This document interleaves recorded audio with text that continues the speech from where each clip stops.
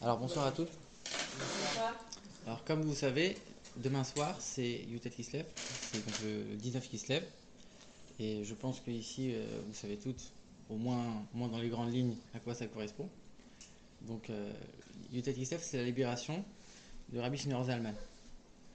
Qu'est-ce que ça veut dire? À quoi ça correspond? Donc on sait tous qu'il a été emprisonné parce qu'il y avait une accusation céleste et que depuis qu'il est sorti, on a diffusé la chassidoute encore plus que ce qui était fait auparavant.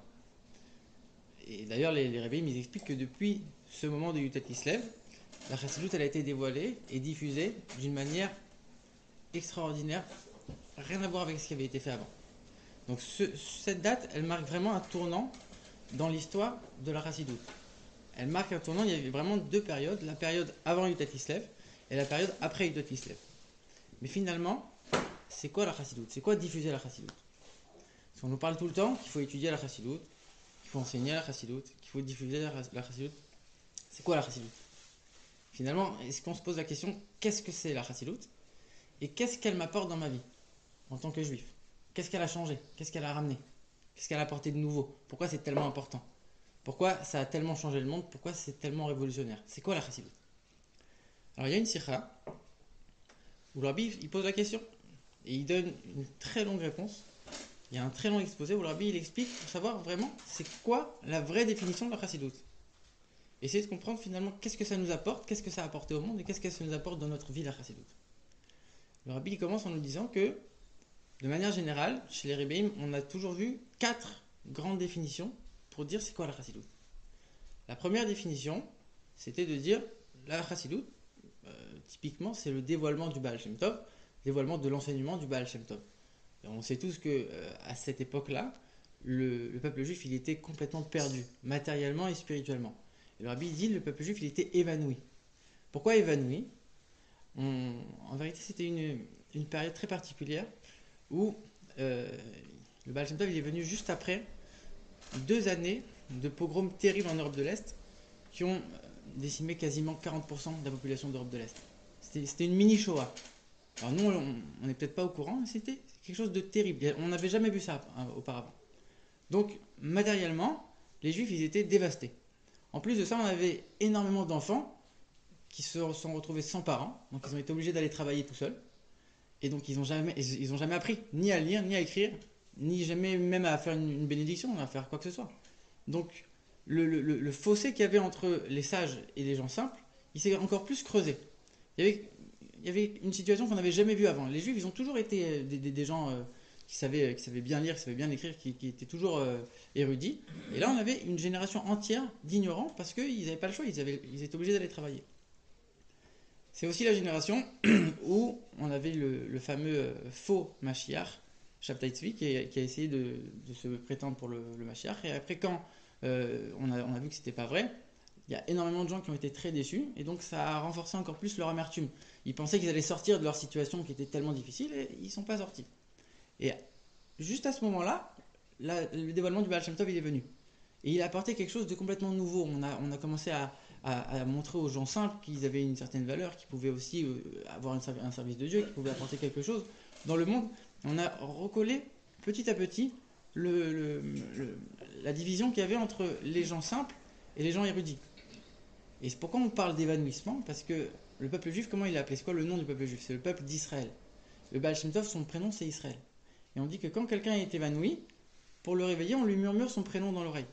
Donc quand le peuple juif il était évanoui, matériellement et spirituellement, Dieu est venu lui murmurer son prénom dans l'oreille en apportant le Baal Shem Tov, Rabbi Israël Baal Shem Tov.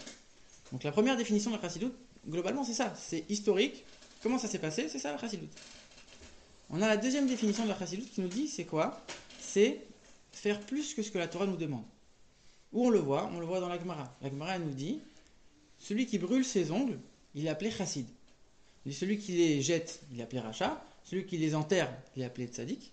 Mais celui qui les brûle, il est appelé chassid. Pourquoi? Parce qu'on dit que même s'il y a quelque chose qui est difficile pour lui, alors il le fait quand même de peur d'en arriver à nuire à quelqu'un d'autre. Comme vous savez tous, je pense que quand on marche sur un ongle, une femme qui est enceinte, qui marche sur un ongle, elle peut perdre son bébé. Donc de peur d'en arriver, parce que si on les enterre, on peut les déterrer. Donc ça veut dire que de peur que peut-être il va arriver quelque chose de mal à quelqu'un d'autre, alors moi je prends sur moi une piété particulière. Donc ça, c'est la deuxième définition. La deuxième définition, donc faire plus que ce que la Torah nous demande. Ensuite, on a la troisième définition. On a la troisième définition qui nous dit que la chassidoute, elle nous permet de changer nos traits de caractère, changer nos midotes. Ça veut dire quoi, changer nos midotes? Le rabbi précise, c'est changer. On peut voir les choses de deux manières. On peut dire changer les midotes naturelles ou changer la nature de nos midotes. Ça veut dire, c'est quoi la différence? Quand on change les midotes naturelles, ça veut dire quelqu'un qui a une tendance à être très généreux ou alors très désordonné. En général, ça va souvent ensemble. C'est les gens qui sont très chesed. Alors, il va travailler pour que tout son chesed, il va le mettre dans la Torah. Il va faire en sorte d'être généreux, de donner beaucoup de tzedaka, de faire en sorte d'être bienveillant, de juger les autres favorablement, etc. Quelqu'un qui est très rigoureux avec lui-même, ou alors quelqu'un qui est très sévère de manière générale, il va mettre cette sévérité dans la Torah. Il va être très rigoureux dans son service de Dieu, il va se lever tôt, il va faire tout ce qu'il faut, il va être très précis. Et il va mettre donc ses propres traits de caractère, son caractère propre, il va le mettre au service de la Torah. On a un deuxième niveau, où on nous dit que celui qui était chesed, il va devenir gvura. C'est-à-dire que celui qui, de manière naturelle, il n'a pas tendance à être ordonné, il va travailler son côté, le côté qu'il n'a pas de mettre un cadre dans sa vie. Et inversement, celui qui a tendance à être très rigoureux, il va garder sa rigueur pour lui-même. Par contre, avec les autres, il va essayer d'être un peu plus bienveillant et de juger un peu plus favorablement. Ça veut dire que la chassidoute, elle permet de travailler les traits de caractère en profondeur. On ne va pas juste prendre notre personnalité telle qu'elle est et l'utiliser dans le bien. On va essayer de travailler des qualités qu'on n'a pas finalement. Et essayer d'apporter quelque chose de nouveau dans notre caractère. Donc ça, c'est la troisième définition. Ensuite, on a la quatrième définition qui nous dit que la chassidoute nous a permis de comprendre certains secrets de la Torah. Que des choses qui étaient a priori inaccessibles, on les a rendues adaptées à chacun pour que chacun puisse comprendre. Et le rabbi donne l'exemple, il nous dit que la chassidoute, elle explique plusieurs concepts à travers des paraboles, à travers des exemples. En nous donnant, on va raconter une histoire, on va raconter une parabole, on va essayer de comparer certaines choses avec des notions que nous on connaît pour comprendre la notion elle-même. Ça veut dire que l'exemple que le rabbi donne, c'est qu'il dit que nous, on a 10 attributs de la même manière que Dieu a 10 attributs. En vérité, si on réfléchit 2 secondes, Dieu, il n'a rien à voir avec le monde. Dieu, il n'a aucune raison d'avoir un contact avec le monde.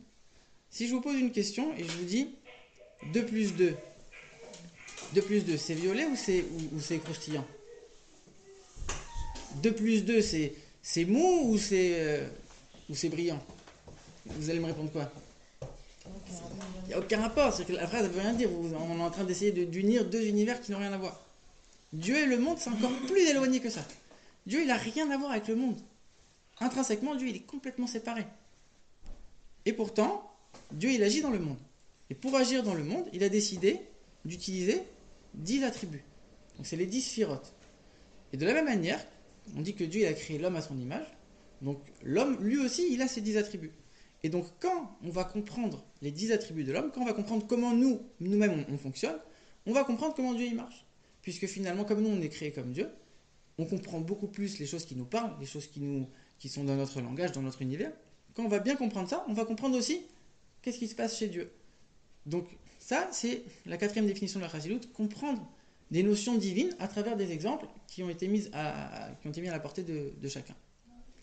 Alors si on s'arrête maintenant, on pourrait dire ok, très bien, maintenant j'ai 4 définitions, très jolies. Le dévoilement du Baal Shem Tov, faire plus que ce que la Torah elle nous demande, améliorer ses traits de caractère, et le dévoilement de la Torah à des gens simples. Ok, très bien. Est-ce que c'est ça la chassidoute? Est-ce que c'est vraiment ça? Quelque part, c'est très réducteur de dire ça. Si je vous pose une question et je vous dis, c'est quoi la définition d'un être humain? Il y a quelqu'un qui lève la main et qui dit, un être humain, c'est une créature qui éternue. Est-ce que c'est vrai? Oui, mais est-ce que c'est ça un être humain? Ah non. Le Rabbi Rachab, il donne un exemple. Il donne l'exemple de 3 aveugles qui sont des aveugles de naissance. On les amène dans un zoo et on leur montre un éléphant. Et comme ils ne peuvent pas voir, alors ils vont toucher l'éléphant. Et donc, le premier, il touche la queue. Et il dit, ah je sais, l'éléphant, c'est une corde. Le deuxième, il touche la patte. Il dit non, l'éléphant, c'est une colonne. Et le troisième, il touche la trompe, il dit non, l'éléphant, c'est un tuyau. Alors, qui a raison et qui a tort? En vérité, ils ont tous raison, mais ils ont tous tort.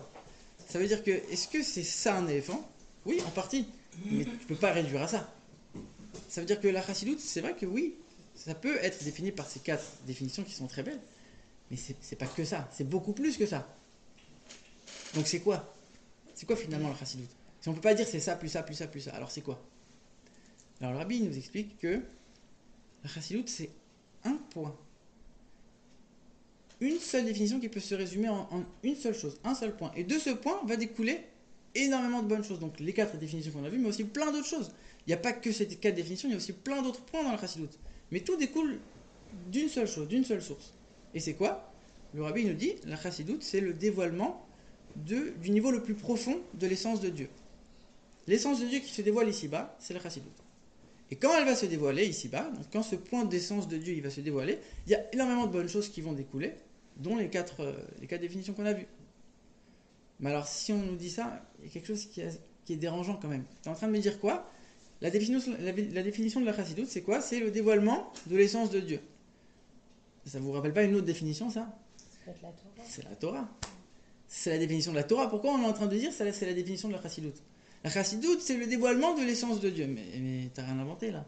La chassidoute, elle nous a appris à avoir Dieu dans chaque chose, non? Oui, en partie, ouais. D'ailleurs, j'avais juste une question par rapport à ce que vous avez dit juste avant. Vous avez dit que, a priori, Dieu, il n'avait rien à voir avec la Torah de manière intrinsèque. Et que, avec le monde. Avec le monde, oui, pardon. Juste après, on sait que dans la chassidoute, tout le travail de la chassidoute, c'est d'emmener la divinité, de dévoiler justement, Dieu dans le monde. Là, on est dans la réflexion, on est en train d'essayer de voir les choses avant. Nous on a l'habitude, donc on connaît ça. On sait que ça a été apporté par la suite. Là, on est en train d'essayer de revenir à zéro et d'essayer de comprendre comment ça marche. Parce que il y a toujours, il y a des choses. Quand on parle à des gens qui connaissent. Au début, on sait très bien que la non milvado, que tout est des divinités dans le monde. Encore une fois, parce que nous, on a ces notions-là. Quand on parle à des gens qui connaissent, ils ont certaines notions. Alors, quand on revient à zéro, en général, on a beaucoup de mal à réinitialiser tout ce qu'on sait et essayer de revenir pour comprendre et construire les choses. C'est très difficile, mais parce que nous, c'est des choses qui sont évidentes pour nous. Mais pour bien les comprendre et bien les intégrer, il faut revenir à zéro et essayer de reconstruire petit à petit. Donc, je disais quoi? Donc, on ne peut pas dire que c'est ça, plus ça, plus ça. Et de ce point, on a dit donc, cette définition, en vérité, c'est la définition de la Torah. Le dévoilement de l'essence de Dieu, c'est la Torah. Donc, pourquoi on limite ça en disant ça, c'est la chassidoute? Ça, en général, quand on dit ça à quelqu'un, il est en train de dire, les Chabad, ils sont encore en train d'essayer de nous embrouiller. Non, mais il faut comprendre. Pourquoi on dit ça que sur la chassidoute et pas sur les autres parties de la Torah? En vérité, toutes les parties de la Torah, c'est le dévoilement de l'essence de Dieu, pas que la chassidoute. Donc, pourquoi on dit ça spécialement sur la chassidoute? Alors, le Rabbi, avant d'expliquer, il explique déjà que c'est vrai cette définition de la Torah. La Torah, c'est le dévoilement de l'essence de Dieu. Pourquoi? Parce que toutes les meilleures choses du monde, elles viennent de la Torah. Le Rabbi dit que le monde, en vérité, c'est comme l'homme. L'homme, c'est un petit monde. Donc, ce qu'il y a dans l'homme, il y a dans le monde, et inversement. L'homme, il a le côté intellectuel et le côté émotionnel. Toutes les meilleures choses intellectuelles, tous les raisonnements les plus profonds, les plus précis de la Gemara et même de la Torah, de voir que la Torah, c'est un livre qu'on peut donner à un enfant de 5 ans, une personne érudite de 70 ans, et les deux, ils vont l'étudier de la même manière, quelque part. Ça veut dire que c'est une sagesse qui est impossible à décrire. Et on dit que c'est notre sagesse aux yeux des autres nations. Donc la Torah, c'est une très grande sagesse. Au niveau intellectuel, c'est la plus grande sagesse. Et au niveau émotionnel, au niveau dans les valeurs éthiques, les plus grandes valeurs éthiques, elles viennent aussi de la Torah. Aussi, aujourd'hui, on le voit, mais toutes les sociétés modernes, elles ont toutes pris un socle qui vient des lois éthiques de la Torah. Et d'ailleurs, il y a une histoire que le Rabbi raconte, que son beau-père, le Rabbi précédent, il était dans un train, il était en chemin, et il entend des gens qui parlent de politique en disant, à ton avis, c'est quelle politique qui va selon la Torah? Et chacun avait un avis différent. Donc ils ont vu qu'il y avait le Rabbi précédent, ils ont été lui demander, alors, c'est quoi la politique qui suit la Torah?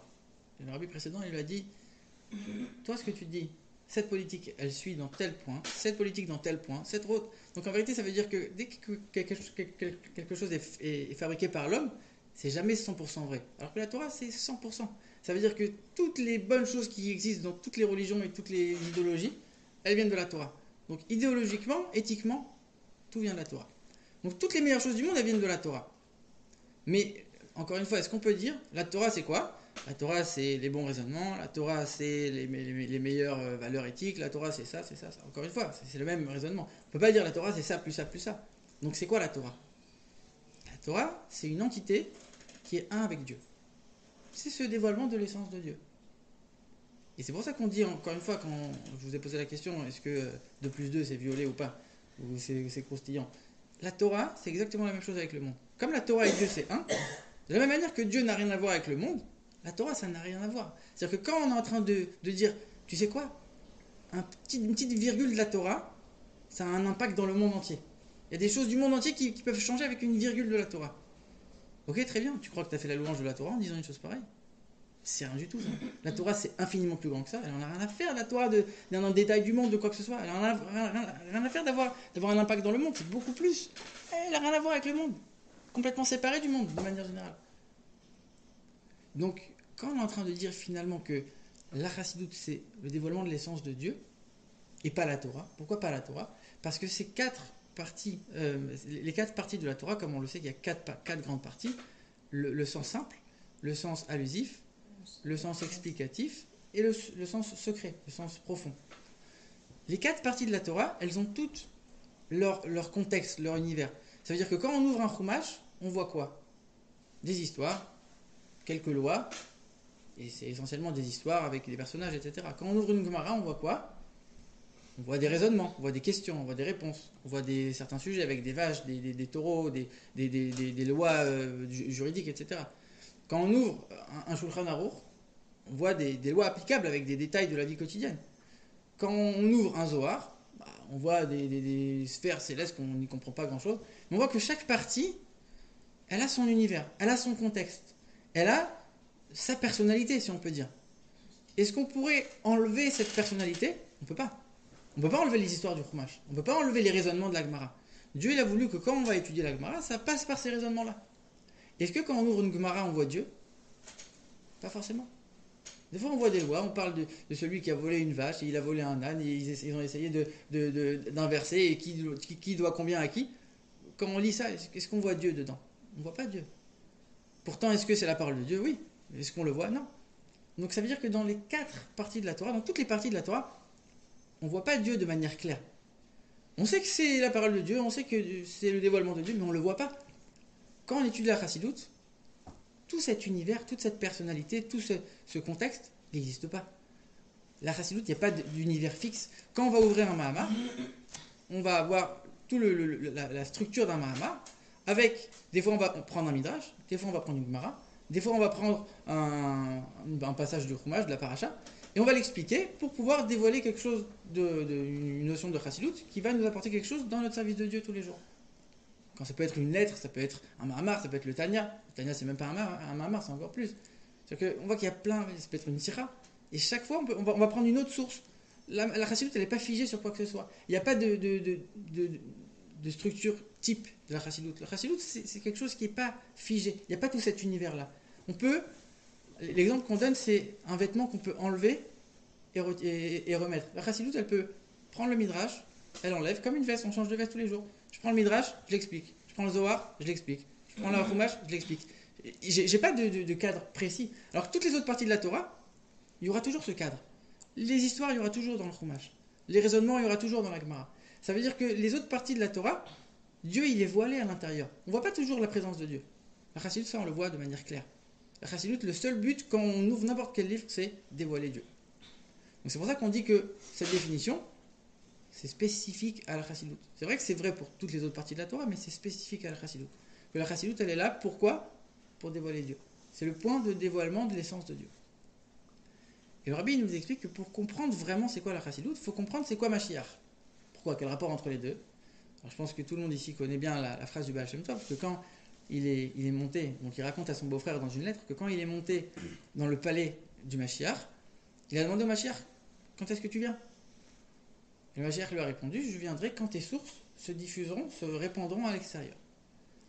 Donc ça veut dire que le fait de dévoiler la chassidoute, de répandre la chassidoute, ça va amener Mashiach. Et on sait très bien que pour connaître la valeur d'une mitzvah, il faut connaître c'est quoi la récompense de la mitzvah.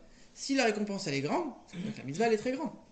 Si, ou alors même inversement, si la punition elle est très grande, ça veut dire que la avéra elle est très grave. C'est-à-dire que pour connaître la valeur de quelque chose, il faut connaître la récompense.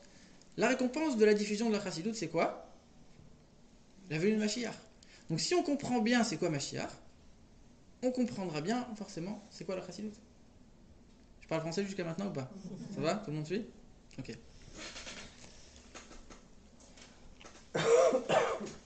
Alors on va reprendre le même cheminement, le même raisonnement. C'est quoi Mashiach?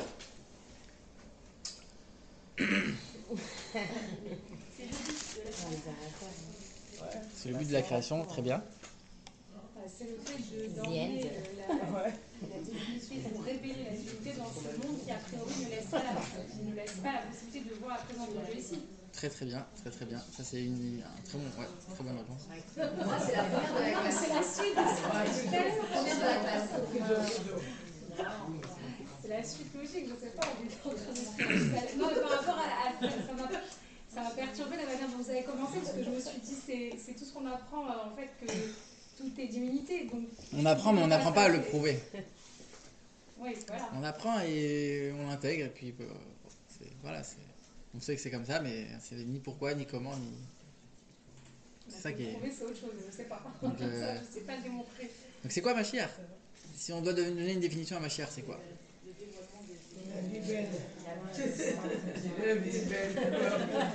Ouais, c'est ça.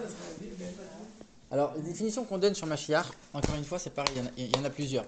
Ça veut dire que quand on parle de Mashiach dans la Torah, les définitions qu'on nous donne, c'est les suivantes. On nous dit que quand Mashiach viendra, on ne sera plus asservi aux nations. Première chose. Deuxième chose, quand Mashiach viendra, tous les juifs, ils auront une connaissance parfaite de la Torah. Que chacun aura une connaissance, on va dire, allez, chacun va connaître la Torah comme le rabbi connaît la Torah. Chacun, n'importe qui. C'est quand même pas mal. On va dire que la nature du monde, elle va changer. Ça veut dire quoi? C'est-à-dire que le lion, il mangera plus de la viande, il mangera de l'herbe. Le loup et l'agneau pourront boire ensemble sans problème. C'est-à-dire que la nature, même le Rambam, il n'est pas d'accord. Le Rambam, il dit qu'il ne faut pas prendre au sens simple ça, mais c'est pas la version que nous on retient. D'ailleurs, on connaît tous que quand ma chère viendra, ça tous les enfants ils connaissent, les bonbons ils vont pousser sur les arbres. Ça ils connaissent bien ça en général. Donc ça veut dire que on retient que la nature du monde elle va changer. Maintenant, est-ce qu'on peut dire que c'est quoi Mashiach? Mashiach c'est ça va changer, les juifs ils vont connaître la Torah, on va plus être asservis, c'est ça, plus ça. On revient encore au même raisonnement. Est-ce que c'est ça Mashiach? Oui, mais est-ce que c'est que ça Mashiach? Non. Alors c'est quoi vraiment Mashiach?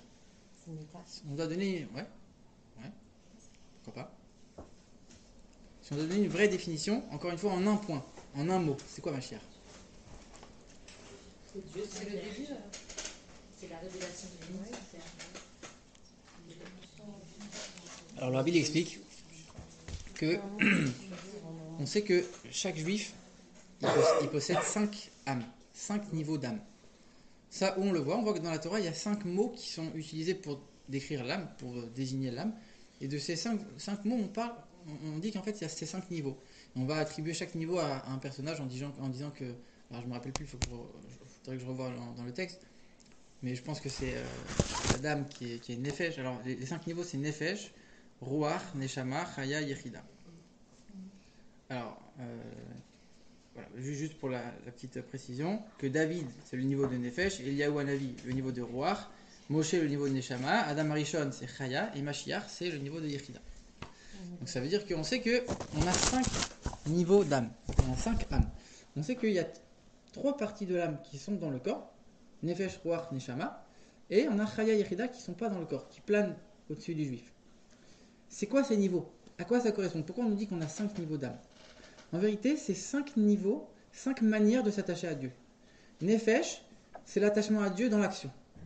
Je vais faire des mitzvot matérielles, je vais faire du bien, je vais prier, je vais étudier. C'est l'attachement à Dieu dans l'action matérielle. Ça, c'est Nefesh.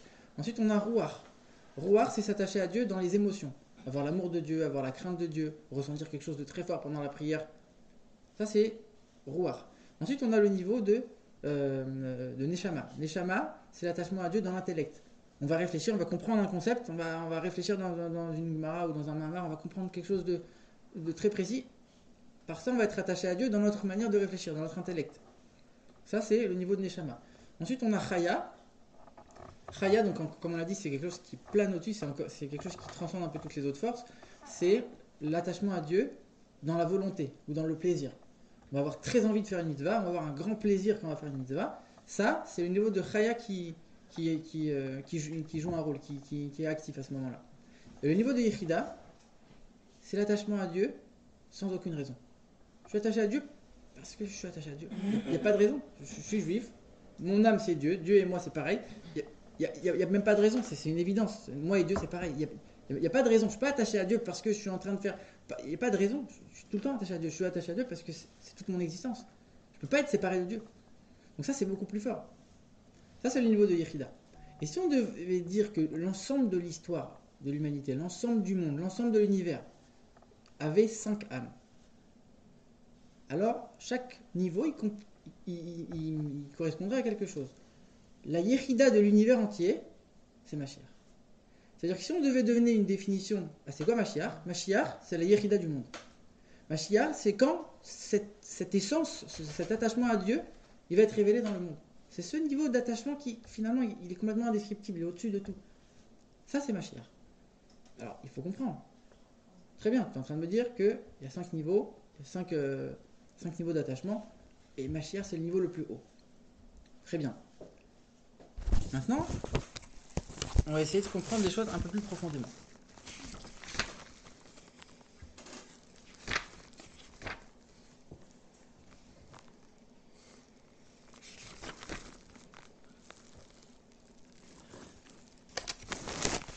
Donc si Mashiach c'est ce niveau de Yechida, c'est ce niveau de profondeur de Dieu, ça veut dire que la Chassidoute aussi. Donc on est en train d'expliquer pourquoi c'est quoi Mashiach pour pouvoir comprendre c'est quoi la Chassidoute. Donc ça veut dire que si on est en train de réfléchir 2 secondes, en train de se dire Mashiach c'est quoi? C'est ce dévoilement tellement fort, et que la Chassidoute c'est ça qui va amener Mashiach. Donc c'est quoi le dévoilement de la Chassidoute? C'est encore une fois ce niveau de dévoilement qui est extrêmement fort. Qu'est-ce que ça a amené dans le monde? Qu'est-ce que ça a changé? Le Rabbi nous dit que de la même manière que Mashiach il va complètement révolutionner le monde, il va complètement amener une nouvelle vitalité dans le monde, ça aussi ça a été accompli quand la Chassidoute elle a été dévoilée. Le monde il a respiré avec une nouvelle intensité. Le monde il a vibré de la manière différente. Ça veut dire que le vent il souffle plus pareil depuis que la Chassidoute est dévoilée. L'herbe ne pousse plus pareil depuis que la Chassidoute est dévoilée. Ça a complètement pénétré le monde, encore une fois, pour revenir. La divinité a complètement imprégné le monde. Ça, c'est le dévoilement de la Chassidoute. Si ça va être encore plus fort quand Mashiach viendra, forcément que c'est déjà en miniature avec le dévoilement de la Chassidoute. Et le Rabbi nous dit, ok, très bien. Pour comprendre c'est quoi vraiment la Chassidoute, il faut comprendre qu'est-ce que la Chassidoute elle a apporté dans la Torah. Parce que on sait que tout le monde entier, comme on l'a dit au début, dépend de la Torah. Qu'une virgule de la Torah, ça a un impact dans le monde entier. Donc si on comprend bien qu'est-ce que la Chassidoute elle a amené dans la Torah, on va comprendre par extension qu'est-ce qu'elle a amené dans le monde. Qu'est-ce qu'elle a amené dans la Torah, la Chassidoute? Le Rabbi nous dit 2 grands points. Première chose, elle a éclairci les choses. Ça a permis de comprendre de manière beaucoup plus claire les choses qu'on connaissait déjà. Et deuxième chose, ça donne de la vie aux choses qu'on savait déjà aussi. Donc non seulement on les comprend mieux, mais en plus on voit qu'il y a une vitalité différente. Alors ça a l'air très abstrait quand juste on dit les choses comme ça. Le Rabbi dit très bien, on va prendre un exemple. Parce que c'est bien de dire des choses, mais il faut prendre un exemple. Le Rabbi dit on va prendre un sujet, on va l'expliquer d'après la Chassidoute et d'après les autres parties de la Torah, et on va voir qu'est-ce que la Chassidoute elle a apporté finalement. Si c'est vrai pour un sujet, alors c'est vrai pour tous les sujets. Et quand on va bien comprendre qu'est-ce que la Chassidoute elle a apporté dans la Torah, on va comprendre aussi qu'est-ce qu'elle a apporté dans le monde en général.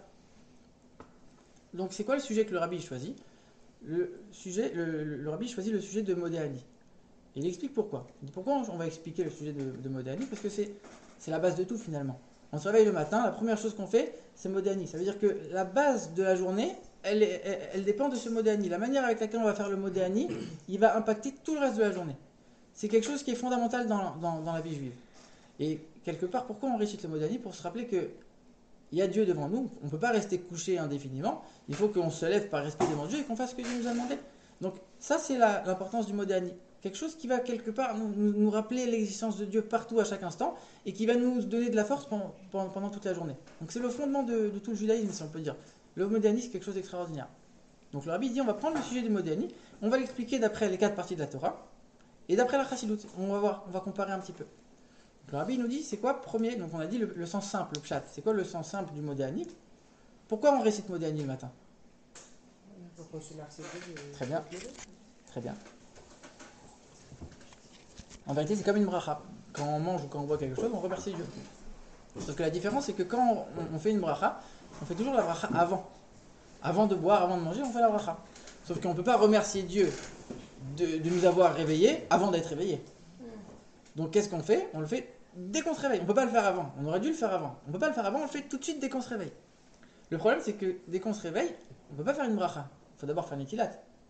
Donc comme on ne peut pas faire de bracha, on récite une petite phrase où on remercie, on donne l'idée de la bracha, on fait une netilat, et après on répète une autre bracha, c'est Elokai Neshama, et là on fait une vraie bracha. Mais en vérité, dans Elokai Neshama, c'est exactement le même contenu, c'est le même sens que Modéani. Sauf que là, on a mis le tampon avec Baruch Ata, c'est tout. Mais c'est exactement la même idée. Et d'ailleurs, le rabbi précise qu'à l'époque de la Gemara, ils ne faisaient pas Modéani. Parce que quand ils se réveillaient le matin, ils n'avaient pas l'impureté à enlever avec le netilat. Ils étaient tellement kadosh, tellement purs, tellement saints, qu'ils n'avaient même pas à enlever cette impureté. Donc eux, ils faisaient Elokai Neshama dès qu'ils se réveillaient. Mais l'idée, c'est la même. Ça veut dire que dès qu'on se réveille, il faut remercier. Alors on ne peut pas remercier avant, on remercie directement. Et comme on ne peut pas faire avec une bracha, alors on fait d'abord Modéani, après on lave les mains et après on fait la vraie bracha. Ça, c'est le sens simple, que tout le monde connaît. Ensuite, on a le sens allusif, l'allusion. C'est quoi l'allusion qu'il y a dans le Modéani? On récite Modéani parce qu'on remercie Dieu de nous avoir réveillés le matin. Et on réfléchit, on dit, regarde, le sommeil, c'est 1/60 de la mort. La Gemara nous dit que le sommeil, c'est 1/60 de la mort. De la même manière que Dieu, il m'a réveillé, il m'a redonné mon âme, il m'a permis de revenir d'1/60 de mort, ça veut dire que c'est 1/60 de résurrection. Donc, c'est une allusion à la résurrection des morts. Que de la même manière que Dieu, il me redonne la vie tous les matins, de la même manière, j'ai confiance que Dieu, il va un jour ressusciter les morts. Ça, c'est l'allusion qu'il y a dans le Modéani. On reviendra après dessus, parce que c'est vrai que ça paraît un peu bizarre comme ça. Troisième sens, le rabbi il explique la chose suivante. Il dit, si par exemple, on va dire que mon frère, il me prête 2000 euros, et moi, je ne lui rends pas. 1 an, 2 ans, 3 ans, 4 ans, je ne lui rends pas. Et il voit que je ne vais pas lui rendre l'argent. Et un jour, je pars en vacances, je lui dis, regarde, je vais partir, tu peux me garder ma montre pendant que je pars? La montre, elle coûte exactement le même prix. Quand je reviens, je lui dis, tu peux me rendre ma montre? Il dit non. Tu me dois 2000 euros depuis 4 ans, tu ne me les rends pas, pourquoi je te rendrai ta montre? Je la garde. Est-ce que c'est normal de faire ça? A priori, c'est logique. La Torah, elle nous dit non, il faut quand même le rendre. Et ça, on l'apprend du Modéani. En vérité, quand on remonte chaque soir, chaque nuit, on remonte chez Dieu, il y a plein de choses qui ne sont pas faites correctement. On a plein de dettes envers Dieu. Dieu pourrait dire, t'as des dettes, je te garde. Je ne veux pas te faire redescendre, t'as des dettes, il y a des choses à arranger. Dieu dit non. C'est quoi? Je te remets. Donc, de la même manière. On va rembourser nos dettes si on ne descend pas. Comment? C'est bien, pas mal. Ah oui, il ne pourra pas rembourser ses dettes s'il ne redescend pas. L'idée, c'est pas forcément de rembourser. L'idée, c'est de garder l'objet. Dieu, il peut dire, je garde la neshama, je la rends pas. De la même manière que moi, je garde la montre, lui, il dit, moi, je garde. Je garde. Quelque part, la punition, elle va rembourser la dette, si on veut vraiment aller jusqu'au bout de l'idée. Mais ça veut dire que, de la même manière que Dieu, il nous dit, ok, je rends, de là, on va apprendre. Donc, c'est ça le sens explicatif. Troisième sens. On va apprendre que nous aussi, dans notre vie de tous les jours, quand ça nous arrive, on doit faire comme Dieu, on doit rendre. Et enfin, le quatrième sens, le sens profond, le sens secret. Donc, là, on n'y comprend pas grand-chose. On nous dit que Modani, Melech, Chai Vekayam. C'est quoi Melech? Melech, c'est la sphira de Malchut, la royauté. Chai Vekayam, c'est la sphira de Yesod. Et quand on met dans la même phrase Modani, Lefanecha, Melech, Chai Vekayam, on fait en sorte d'unir Yesod et Malchut. Et ça permet à la Neshama de revenir dans le corps. On n'y comprend rien, ça ne nous a pas amené à grand-chose. On sait que c'est la Kabbalah, le quatrième sens. Et alors, maintenant, il passe au cinquième sens. Le sens d'après la Chassidoute. D'ailleurs, juste avant d'expliquer ça, le rabbi il dit que c'est pas par hasard qu'on parle du cinquième sens. C'est-à-dire qu'on nous dit toujours il y a quatre sens dans la Torah, 4 parties de la Torah. La Chassidoute, c'est pas une partie du secret du Sod. La Chassidoute, c'est une 5e partie à part entière. Ça n'a rien à voir avec le reste. Et le rabbi il fait la comparaison avec Kippour. Il nous dit que Kippour, on voit qu'on prie 5 prières. C'est le seul jour de l'année où on prie 5 prières. Et il nous explique que, de la même manière que dans le temple, quand on faisait les offrandes de Kippour, même l'offrande qu'on faisait chaque jour, on la faisait aussi le jour de Kippour. Pareil, aujourd'hui, quand on fait Shachrit tous les jours, on fait Shachrit à Kippour aussi. Il dit, mais cette offrande-là, elle avait l'Akdoucha de Kippour, parce que c'était le jour de Kippour. Donc le jour de Kippour, il prend avec lui toutes les choses qu'il y a, même qui sont des choses, qui reviennent tout le temps. Donc ça veut dire que le Modéani, la Chassidout, c'est le Kippour de la Torah. C'est le 5e niveau, c'est le niveau de Neila. C'est le Neila de la Torah. C'est très fort. Le Rabbi dit, ça fait pas du tout partie de du 4e sens, c'est vraiment un 5e niveau qui n'a rien à voir. Et donc c'est quoi l'explication du Modéani, d'après ce 5e sens, d'après la Chassidout? Le Rabbi dit la chose suivante. Au moment où on récite Modéani le matin, c'est justement ce niveau de Yechida qui se dévoile. Et ce niveau de Yechida, il est tellement fort qu'il n'y a aucune impureté dans le monde qui peut impacter ce niveau-là. Ça veut dire qu'il n'y a aucune faute qui peut abîmer le niveau de Yechida d'un juif. Le niveau de Yechida d'un juif, qui peut manger à Kippour, c'est le même niveau de Yechida que la Yechida du Rabbi. Ça veut dire qu'il n'y a pas de niveau. C'est un niveau qui peut être entaché par rien du tout. Et quand on récite le Modéani le matin, ce niveau, il se dévoile. Et comme c'est un niveau tellement fort que rien ne peut entacher, ça veut dire que quand on va réciter Modéani, alors, peu importe si j'ai les mains impures ou pas, puisque de toute façon, c'est le niveau de Yechida, il n'y a rien qui peut entacher ce niveau-là. Donc il n'y a rien qui peut entacher le Modéani, il n'y a rien qui peut impurifier le Modéani. Donc, on le fait justement avec les mains impures, pour montrer, tu sais quoi, malgré que j'ai les mains impures, ça ne m'empêche pas d'avoir ce niveau extraordinaire. Ça ne m'empêche pas d'avoir ce niveau de Modéani, parce qu'il n'y a rien qui peut impurifier ce Modéani. C'est un niveau tellement haut qu'il n'y a rien qui peut toucher quoi que ce soit. Et c'est pour ça qu'on ne récite pas le nom de Dieu quand on fait Modéani. Parce que si on réfléchit 2 secondes, c'est quoi un nom de Dieu? Un nom de Dieu, c'est une limite. On est en train de mettre une limite à Dieu. En train de dire, maintenant le nom, par exemple, qu'on va dire Baruch Ata Hashem, Hashem, le nom, en tout cas le vrai nom Hashem, c'est le nom de Dieu qui transcende tout. Après on a Elokeinu. Elokeinu, c'est le nom de Dieu qui rentre dans le monde, qui est complètement restreint. Donc c'est 2 niveaux qui n'ont rien à voir. Donc Dieu, quelque part, il est en train de se limiter, en train de dire maintenant, moi, c'est que mon action, telle action. Ce nom-là, c'est telle action. Cet autre nom, c'est une autre action. Donc ça veut dire que c'est des niveaux de Dieu qui n'ont rien à voir. Et quand on est en train de faire le Modéani, on ne récite pas de nom de Dieu. On dit Modéani lefanecha, à toi. Je suis reconnaissant à toi.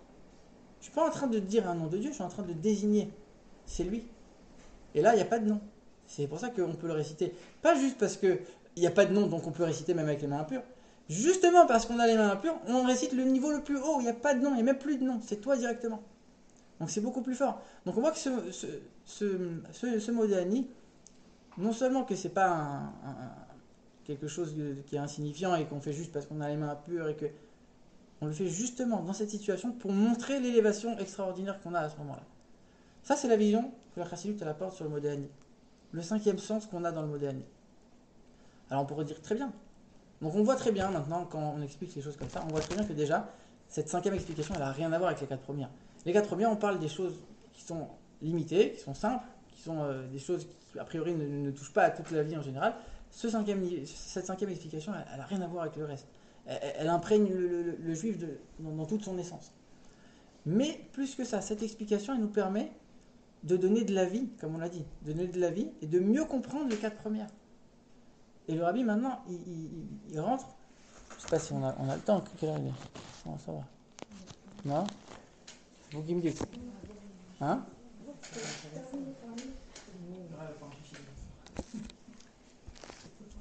Rabbi, il explique. Bon, de toute façon, on ne va pas la terminer la sikha, c'est juste pour avoir une petite idée. Rabbi, il reprend les 4 explications et il va les expliquer d'après justement la 5e explication.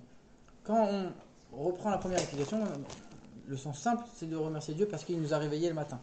Et qu'est-ce qu'on dit? Modéani lefanecha, she'echesarta benishmet. Tu m'as rendu mon âme. Remercier Dieu qui m'a rendu mon âme. C'est quoi mon âme? C'est mon âme juive. Une âme juive et pas une âme non juive. Si Dieu il m'avait redonné une âme non juive, je n'aurais pas remercié. Ça veut dire que le fait de remercier Dieu le matin, donc le sens simple du Modéani, on remercie de nous avoir donné une âme juive. Pourquoi une âme juive? Et si on avait une âme non juive, pourquoi on n'aurait pas remercié? La vie en soi, et surtout dans la Chassidout, la vie c'est quelque chose qui est inestimable. La qualité de la vie, la valeur de la vie, on n'a jamais déprécié la valeur de la vie. Pourquoi tu es en train de me dire maintenant, tu sais quoi? Ça, j'aurais même pas remercié. C'est rien. C'est bidon pour moi, j'aurais même pas remercié. C'est pas possible de dire une chose pareille. Et le rabbi donne un exemple, il raconte une histoire. Il y avait un chassid qui s'appelait Rabbi Yekoutiel de la ville de Liepli. Il est venu devant l'Admorazaken pour demander une bénédiction. L'Admorazaken lui a dit, je te donne une longue vie. Il dit non. Si c'est pour avoir une vie de paysan qui ne connaît pas Dieu, qui ne ressent pas Dieu, je veux pas ta longue vie. Je veux une longue vie que si c'est pour connaître Dieu et ressentir Dieu. Le rabbi dit, attends, on est en train de te donner un cadeau. T'as déjà vu quelqu'un que quand on lui donne un cadeau, il dit non, je veux un cadeau, mais que s'il est encore plus beau. T'as un cadeau, tu dis merci. Surtout un cadeau comme ça, on te donne la longue vie. Tu commences à dire non, et tu dois mettre des conditions. Rabbi dit, c'est pas des conditions. C'est que si c'est pas une vie où il y a Dieu, c'est même pas une vie. Donc c'est même pas un vrai cadeau. L'exemple qu'on donne, c'est, imaginez qu'il y a quelqu'un, même on va dire qui n'est pas juif, hein, qui est plongé dans les livres toute la journée, qui est toujours un grand érudit qui étudie toutes les sciences, qui est plongé dans les livres toute la journée.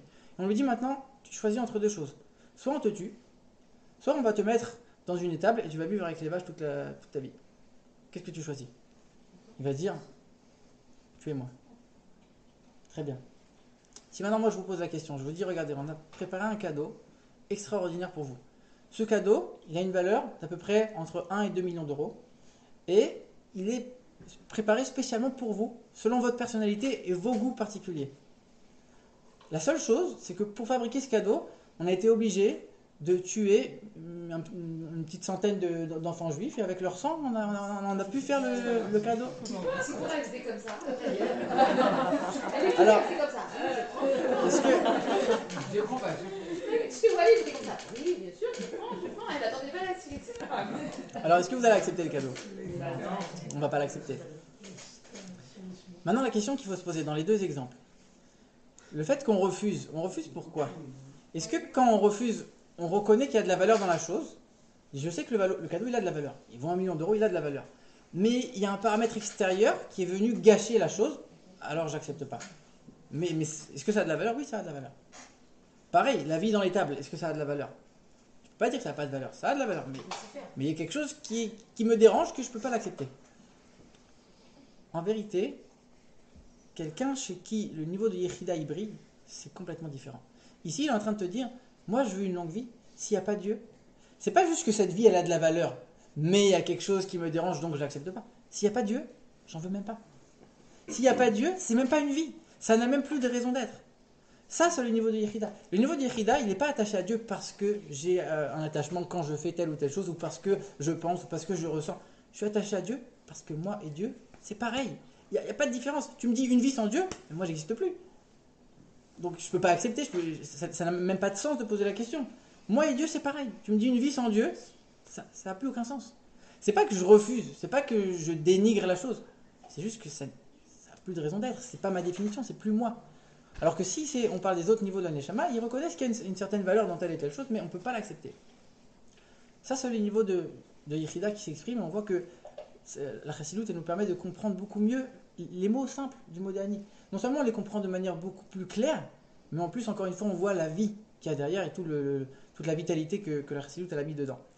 Quand on prend ensuite l'allusion de la résurrection des morts, alors vous avez toutes fait des têtes bizarres en disant le sommeil et quand on se réveille, c'est une résurrection des morts. En vérité, c'est vrai que c'est une allusion qui est assez tirée par les cheveux. C'est-à-dire que si on n'a pas l'explication de la Chassidut, on dit ok, t'es mignon, les résurrections des morts, on se réveille le matin, ok, c'est mignon, mais c'est tout. Et quand on réfléchit même un peu plus, on voit que la résurrection des morts, le corps et l'âme, les deux, ils vont être complètement nouveaux. Alors que quand on se réveille le matin, bon, on a refait un lien nouveau, on se sent un peu frais, on se sent reposé. Mais de là à dire que c'est une résurrection des morts et que l'âme et le corps, ils sont complètement renouvelés, c'est un peu tiré par les cheveux. Rabbi nous dit que selon la Chassidut, on sait très bien, comme je pense que tous le savent ici, que la Chassidut, elle nous apprend que à chaque instant, Dieu, il renouvelle le monde. C'est-à-dire qu'il renouvelle le monde comme s'il n'y avait rien eu avant. Ça veut dire que si on est en train de dire maintenant, Dieu, l'exemple qu'on donne, c'est une balle de golf qu'on met dans l'eau. Si moi j'appuie la balle de golf, elle reste dans l'eau. À partir du moment où je lève le doigt, tout de suite elle remonte. Il n'y a même pas de temps de réaction. Tout de suite elle remonte. Et je peux rester 10 jours comme ça, elle ne va pas bouger. Dieu avec le monde, c'est la même chose. Dieu, il maintient le monde à l'existence. Si Dieu, il lâche, il y a tout qui s'écroule. Mais pas juste tout qui s'écroule. Comme si on n'avait jamais existé. Comme si avant la création du monde, avant la Torah, avant tout. Donc, quand on réfléchit un petit peu à cette notion, on voit que Dieu, à chaque instant, il renouvelle C'est complètement nouveau. Donc l'âme, c'est une nouvelle âme. Le corps, c'est un nouveau corps. Et donc oui, c'est vraiment une vraie résurrection. Sauf que la question qu'on pose, c'est que la résurrection, elle est à chaque instant. Pourquoi tu me parles du matin? Le rabbi explique, il dit, bon, c'est vrai que c'est à chaque instant, c'est à chaque seconde, mais ça, on ne le voit pas très bien. Alors que quand on se réveille le matin, on le ressent un peu plus. Donc c'est pour ça que la Torah, elle a parlé de l'allusion du mot d'année en disant, bon, ça, on le ressent beaucoup plus le matin. Ensuite, on a le sens, je vais vite pour terminer, on a le sens de l'explication, comme on a dit qu'on doit rendre, il doit rendre la montre, Dieu il nous rend notre âme, même si on ne comprend pas, parce qu'a priori, c'est pas logique. Et la Torah nous apprend qu'il y a des mitzvot qu'on comprend, des mitzvot qu'on ne comprend pas, mais on doit toutes les appliquer parce que c'est la volonté de Dieu. Il n'y a pas une mitzvah qui est plus élevée qu'une autre fondamentalement. Cette mitzvah, c'est la volonté de Dieu. Et cette autre mitzvah, c'est la volonté de Dieu. Et si Dieu il m'avait dit, maintenant passe le balai dans la journée, dans la pièce toute la journée, eh ben, j'aurais passé le balai, j'aurais été très content. La Zaken, il dit, si Dieu il nous avait demandé de couper du bois au lieu de mettre les filines, ben, on aurait coupé du bois. Ça veut dire qu'il n'y a pas une importance dans une mitzvah plus que dans une autre. Ça, c'est la volonté de Dieu. Ça, c'est la volonté de Dieu. Et ça, c'est la Chassidut qui nous apprend cette notion. Le Rabbi dit quand même entre parenthèses qu'il y a des méthodes qu'on comprend. Si on les comprend, c'est que Dieu il veut qu'on les comprenne. Dieu il t'a donné un cerveau, c'est pour que tu l'utilises. Et si Dieu il t'a donné un cœur, c'est aussi pour que tu l'utilises. Donc il faut comprendre, il faut ressentir. Mais il y a des fois où on ne comprend pas et il faut faire. Mais même ce qu'on comprend, il faut savoir qu'on ne le fait pas parce qu'on comprend, on fait parce que c'est la volonté de Dieu. Donc ici pareil, je vais rendre la montre parce que Dieu il me rend, même si c'est pas logique, même si moi je ne comprends pas. Ça c'est la volonté de Dieu. Et c'est pas un but, c'est pas un moyen pour atteindre un but. Une mitzvah, il n'y a pas forcément besoin d'avoir une raison, c'est pas un moyen. Une mitzvah, c'est un but en soi. Donc je vais rendre, et même si je ne comprends pas, même s'il n'y a aucune logique, par ça j'accomplis la volonté de Dieu. Donc ça c'est la vision de la Chassidut. On comprend mieux, encore une fois, on comprend mieux et ça apporte de la vie. Et le quatrième niveau, on avait dit c'était l'union de Yesod et Malchut. Malchut, c'est le niveau de Dieu c'est le niveau de Dieu qui rentre dans le monde, qui permet de vivifier le monde, qui va donner la vie à chaque créature, etc. Et le niveau de Yesod, c'est le niveau qui transcende le monde. C'est-à-dire que Dieu, il brise la nature. Quand Dieu, il ouvre la mer Rouge, il n'y a plus de règles de la nature. Quand Dieu, il va faire vivre les êtres vivants et il va leur donner le souffle de vie à chaque instant et qui va faire tourner la terre, ça, c'est des choses qui sont naturelles. C'est comment Dieu, il s'habille dans le monde. On a Dieu qui s'habille dans le monde, on a Dieu qui est complètement au-dessus et qui est complètement séparé du monde. Et on va faire l'union entre ces deux niveaux. C'est des niveaux qui n'ont rien à voir a priori, qui sont impossibles à unir. Comme si on dit, je vais essayer de faire rentrer un éléphant dans ce verre d'eau. C'est-à-dire que c'est pas possible. Mais pourtant, Dieu il arrive à le faire. Parce que Dieu il arrive à unir des niveaux qui n'ont rien à voir l'un avec l'autre. Et ça, c'est possible uniquement par le niveau de l'essence de Dieu. Et donc, c'est ce niveau-là qui permet de redonner l'âme dans le corps à chaque matin, parce que fondamentalement c'était quelque chose qui était impossible et Dieu il le fait avec son essence lui-même. C'est pour ça qu'on parle du niveau de Yechida à ce moment-là, parce que c'est l'essence de Dieu elle-même qui vient et qui agit à ce moment-là. Donc forcément nous aussi c'est le niveau de l'essence de notre âme. Donc le Rabbi il continue ensuite après dans la démonstration pour montrer comment chaque explication elle est liée l'une avec l'autre. Mais je pense qu'on a déjà bien compris qu'est-ce que la Chassidut elle amène dans la Torah. Qu'est-ce que la Chassidut elle amène dans le monde et qu'est-ce qu'elle a amené dans l'âme de chaque juif. On voit que ça a apporté un renouveau qui n'a absolument rien à voir avec le reste. Ça a apporté quelque chose, une vie nouvelle, une vitalité qui n'avait rien à voir, un souffle complètement nouveau. Et maintenant on peut bien comprendre pourquoi c'est tellement important cette date de Yutet Kislev. Parce que à partir de ce moment-là, la Chassidut elle a été dévoilée, approfondie et développée de manière inconsidérée par rapport à ce qui avait été fait avant. Donc forcément, c'est un pas en plus de la venue de Mashiach. C'est un pas en plus pour dévoiler notre propre Neshama en vérité. On va dévoiler notre essence profonde, et par ça, on va s'attacher à l'essence de Dieu. On va s'attacher à l'essence de la Torah, qui est la Chassidut, qui est le Shabbat, on a dit le Shabbat Shabbaton, le Yom Kippour de la Torah, la Yechida de la Torah. Et par ça, on va dévoiler notre propre Yechida, qui est fondamentalement unie avec l'essence de Dieu. Donc c'est quelque chose d'extraordinaire, c'est une fête qui est extraordinaire. C'est pour ça que vous voyez dans n'importe quel pays, n'importe quelle communauté, même ceux qui ne sont pas forcément Lubavitch, les autres Chassidouillotes, elles fêtent aussi Yutet Kislev. On ne le sait peut-être pas, mais il y a beaucoup de Chassidouillotes qui fêtent Yutet Kislev. Alors que c'est même pas leur rabbi qui a été libéré. Parce que c'est une date où on sait que la Chassidut elle a atteint un niveau qui était inconsidéré par rapport à ce qui avait été fait avant. Et donc voilà, savoir un petit peu qu'est-ce que ça nous a apporté dans la Torah, dans le monde et dans notre vie à nous. Qu'est-ce que ça nous a apporté, et donc savoir c'est quoi la valeur de cet événement. Merci.